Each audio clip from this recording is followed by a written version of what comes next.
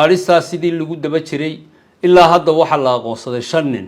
5 nin shantiiba waa la soo xidhay. 4 waxay ku xidhan yihiin xarunta ciidanka sirdoonka qaranka. Kii shanaadna wuxuu ku xidhan yahay oo shicibihi CID. Caasha wixii ku kacay in gacan adag lagu qabto dadkana waxa lagu digaynaa.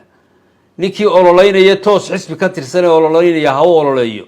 ciidamadu waa dhexdhexaad iyagu iyo shaqaalaha dawladdu inay ololeeyaan ma waa ka gaar waxaan kale oo ku wargelinaynaa qof kasta oo waqtigan adag ee lagu jiro ololaha doorashooyinka ama maalinta doorashada la gaaro cid kasto falkan oo kale ku kacda in ciidanku heegan u yahay inuu gacanada ku qabto kan jaraayid galabta waxaan halkan ummadda Soomaaliland ku wargelinaynaa ama uga sheegaynaa in ciidanka booliisku baadhis ku hayay oo daba joogay raggii habeen hore xaafadda Sinay iyadoo qaarkood qoryo AK wataan qaarna bistoolado xabada ka rideen qaar ka mid ahina siteen calanka huwanaayeen calanka xisbiga kulmiye baadhistaas sidii lagu daba jiray ilaa hadda waxa la aqoonsaday 5 nin. 5 nin shantiiba waa la soo xidhay. 4 waxay ku xidhan yihiin xarunta ciidanka sirdoonka qaranka. Kii shanaadna wuxuu ku xidhan yahay oo shicibihi CID hoggaanka baadhista dambiyada.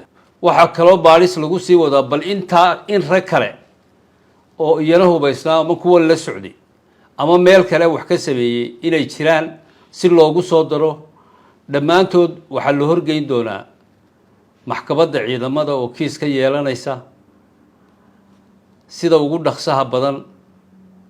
sidaa darteed waxaan ummadda ku wargelinaynaa inay horta sidaa la socdaan.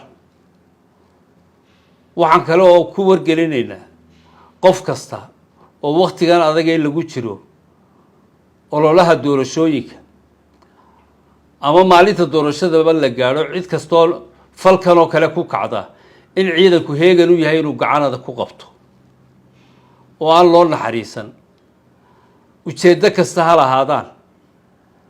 waxaan kaloo ummadda ku wargelinaynaa ama uga digaynaa dad baad moodaa inay ka xoqayaan sheekooyinkan ama arrimahan si kale meel ka xoqayaan.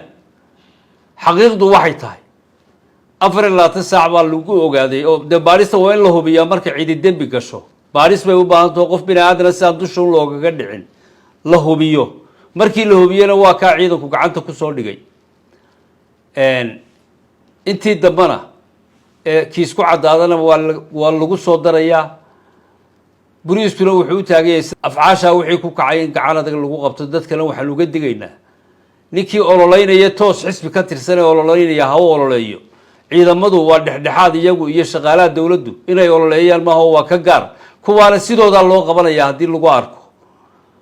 dadweynahana in lagu gacan siiyo la soo sheegaan ka codsanaynaa dadka falalka ku kacaya ama isu ekaysiinaya dhammaan bulshada inteeda kalena arrimahan inay ogaadaan booliiskana ku gacan siiyaan baan mar kale ka codsanaynaa loo inta ku daraya